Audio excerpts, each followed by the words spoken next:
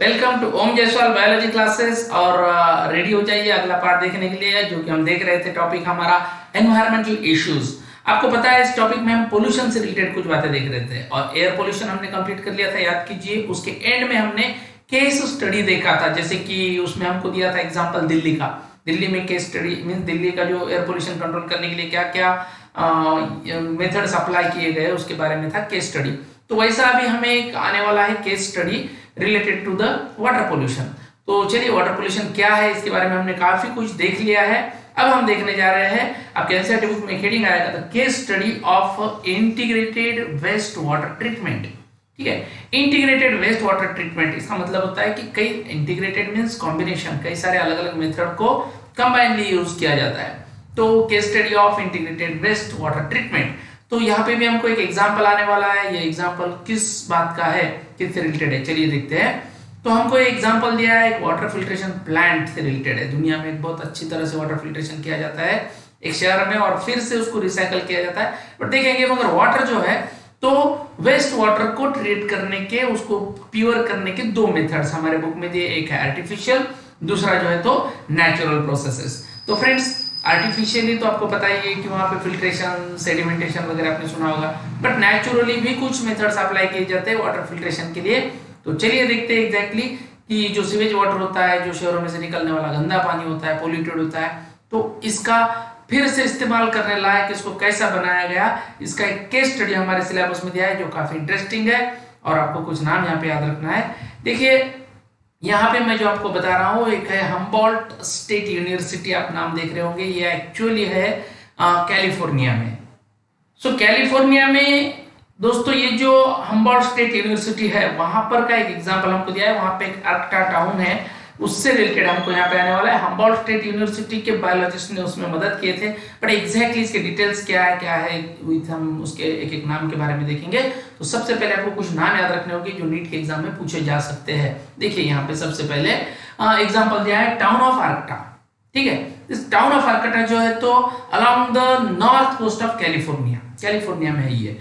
ठीक है, इस टाउन में, इस शहर में ये मेथड अप्लाई की गई है वाटर ट्रीटमेंट के लिए, वेस्ट वाटर ट्रीटमेंट की।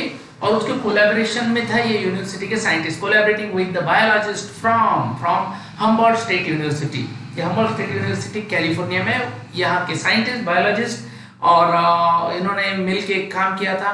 क्या किया था चलिए देखते हैं। Here integrated waste water treatment, जो हमको यहाँ पे रीड करना है, जो हमारे लिए केस स्टडी है वो यही है। Process with in a natural system, इन्होंने नेचुरल सिस्टम में बहुत अच्छी तरह से, बहुत लार्ज अमाउंट में वेस्ट वाटर को ट्रीट किया है। देखते हैं यहाँ पे, चलिए। ओके दोस्तों, देखो यहाँ पे सबसे पहले आपको ये देखना है कि द क्लीनिंग जो है वाटर का, ये दो स्टेजेस में किया गया। यहाँ पे ये कौन से दो स्टेजेस है? सबसे पहला जो है तो इसको हम बोलेंगे सेडिमेंटेशन और फिल्ट्रेशन। ठीक है, आपको पता है कि ये एक नॉर्मल मेथड है। इस तरह के टैंक बनाए जाते हैं, इसमें सेडिमेंटेशन मींस जो हेवी पार्टिकल है उनको सेटल होने दिया जाता है। फिल्ट्रेशन में जो सॉलिड पार्टिकल है उनको रिमूव कर दिया जाता है, और क्लोरीन ऐड करके उसमें के कई सारे पैथोजेंस को डिस्ट्रॉय किया जाता है। तो ये तीनों भी नाम आप जानते ही हैं, बट इतना करना ही सफिशिएंट नहीं होता, क्योंकि after this stage lots of dangerous pollutants, जैसे कौन से लाइक कुछ हेवी मेटल्स है, वो अभी भी इसमें होते हैं। इसको ना आप सेडिमेंटेशन से रिमूव कर सकते हैं, ना फिल्टर करके, ना क्लोरीन ऐड करके। इसलिए हमको सेकंड स्टेप तरफ जाना पड़ेगा, जो टाउन ऑफ अर्कटा के साइंटिस्ट ने वहां पे यूज किए थे ये सारे मेथड्स। अब आते हैं हम second method, the cleaning occurs in two stages. तो सेकंड स्टेज क्या है? ये जो आप देख रहे हैं यहाँ पे पूरा की पूरा पानी ऐसे आ रहा है और ये पूरा मार्शी एरिया से होकर आगे बढ़ता है। देखिए, developed a series of 6 connected marches, Marsh दलदल वाला इलाका, ओवर 60 हेक्टर्स ऑफ मार्शलैंड। मतलब ऐसे समझ लीजिए कि अर्कटा टाउन से जो वाटर बाहर आ रहा था, सीवेज वाटर देख सकते हैं आप, तो इसको ऐसे 6 अलग अलग तरह के मार्शलैंड जो शहर के पास में ही थे, उसमें से उस वाटर को पास कराया गया दलदल वाले इलाके में से। ठीक है, पूरा कितना एरिया था? 60 हेक्टर्स। ये नंबर आपको याद रखना है, वैल्यू याद रखना है। 6 जो मार्श एरिया थे उनको जोड़ दिया गया, मीन्स पानी पहले वाले मार्श एरिया में आएगा, फिर वहां से बहता हुआ आगे वाले में जाएगा, फिर थर्ड में जाएगा, फिर फोर्थ, फिर सिक्स में जाएगा, और फिर वो वाटर जो है तो काफी अमाउंट में प्योर हो जाएगा। मतलब ऐसा क्या हो रहा है वहां पे मार्शी एरिया में? तो ये नेचुरली जो हो रहा है वो हम देखेंगे क्या क्या होता है। देखिए, appropriate plant, algae, fungi, bacteria यहाँ पे डेवलप किए गए इस मार्शी रीजन में। कुछ प्लांट्स, ठीक है, algae, fungi, bacteria were seeded, मतलब यहाँ पे जानबूझ के बढ़ाए गए इस इलाके में, इस एरिया में, विच न्यूट्रलाइज, किस लिए, which neutralise, absorb and assimilate the pollutants, इस पानी, बहते हुए पानी में जो भी पोल्यूटेंट है उनको एब्सॉर्ब कर लेंगे algae, प्लांट्स, ये सब, और उसको न्यूट्रलाइज कर देंगे। इसलिए hence as the water flows through the marshes it get purified naturally, जब पानी इस मार्श में से जाने लगेगा दोस्तों तो नेचुरली प्यूरिफाई हो जाएगा।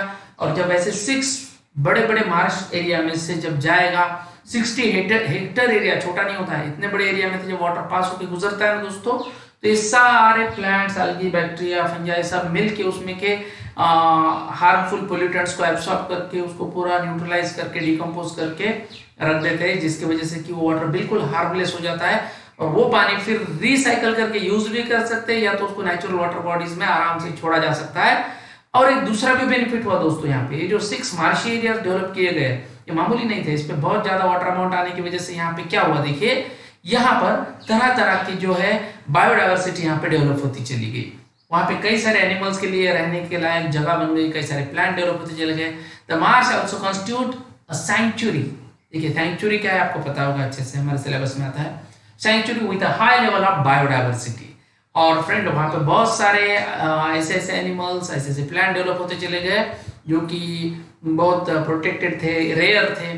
तो ये एक इंपॉर्टेंट थिंग रहा उस बात का, वाटर तो वाटर प्यूरिफाई होता चला गया और बायोडाइवर्सिटी भी डेवलप हो गई in the form of fishes. देखिए एक लिस्ट दी आपके बुक में, fishes, animals and birds that now resides there. आज वहाँ पे वो देखने के लिए दूर दूर से टूरिस्ट आते हैं उस एरिया में, काफी अच्छा नेचुरल प्लेस बन चुका है वो।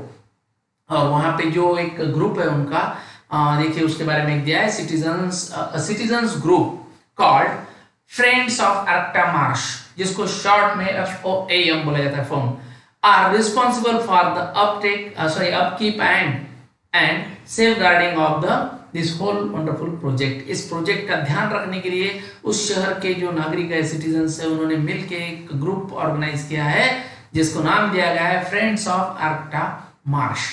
ठीक है, इस तरह का सिंबल है उनका। तो दोस्तों ये लोग आज बहुत दुनिया में इनका नाम हो चुका है, इस शहर का एक मिसाल है, एक केस स्टडी के तौर में हमारे सिलेबस में आता है और ये बहुत अच्छी बात है।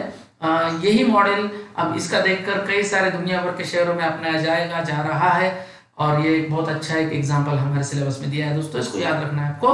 और उसके अलावा अब एक अलग पार्ट है, हालांकि इसको अलग हेडिंग देनी चाहिए थी, आपकी बुक वाले ने नहीं दिए, बट चलिए मैं आपको बता देता हूँ। इकोसेंट टॉयलेट बोल के अलग सा पार्ट शुरू होता है आपके सिलेबस में। देखिए यहाँ पे क्या है कि एक सिंपल सी बात है, टॉयलेट में बहुत ज्यादा अमाउंट में वाटर फ्लश किया जाता है डेली पूरे दुनिया में। One can save large amount of water if, अगर disposal of human waste without water होने लग जाए, ह्यूमन एक्सक्रीटा जो है वो विदाउट वाटर के डिस्पोज किया जाना चाहिए। ये एक आइडिया बहुत इंपॉर्टेंट रहा, क्योंकि ह्यूमन वेस्टेज या ह्यूमन एक्सक्रीटा जो है उसको फ्लश करने के लिए पूरे दुनिया में बहुत बड़ा अमाउंट ऑफ वाटर लॉस हो जाता है, वेस्टेज में चला जाता है। तो फिर एक नई आइडिया सामने निकल के आती है कि अगर ये लार्ज अमाउंट ऑफ वाटर को बचाना है तो ह्यूमन वेस्टेज को डिस्पोज करना होगा विदाउट यूज ऑफ वाटर, या बहुत कम से कम use of water. For this using dry composite toilet. ठीक है, ये ड्राई कंपोजिट टॉयलेट का एक नया वहां पे डिस्कवरी किया गया, जो कि ड्राई फॉर्मेट में वेस्टेज को डिकम्पोज कर देंगे, जहां पानी का बचत हो जाएगी, पानी की बड़े अमाउंट में। देखिए this is a practical, hygienic, efficient and cost effective. ये सारे इसके फायदे हैं। देखिए हाइजीनिक है, मतलब इसमें से कोई बीमारियां नहीं फैलेंगी, इफिशिएंट है एंड कॉस्ट इफेक्टिव है, तो ज्यादा खर्चा भी नहीं आएगा। तो दोस्तों ये याद रखिए आप कि ये बहुत ही ज्यादा बेनिफिशियल रहा।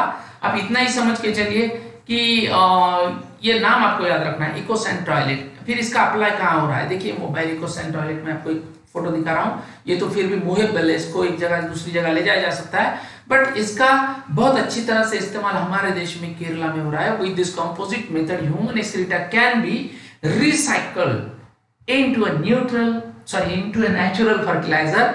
और ये फर्टिलाइजर आज खेतों में यूज होता है, इसमें से जो ह्यूमन वेस्टेज है उसका कन्वर्जन हो जाता है फर्टिलाइजर में, जो कि केमिकल फर्टिलाइजर का यूज कम हो जाता है, जिसकी वजह से अगर ये यूज करेंगे तो।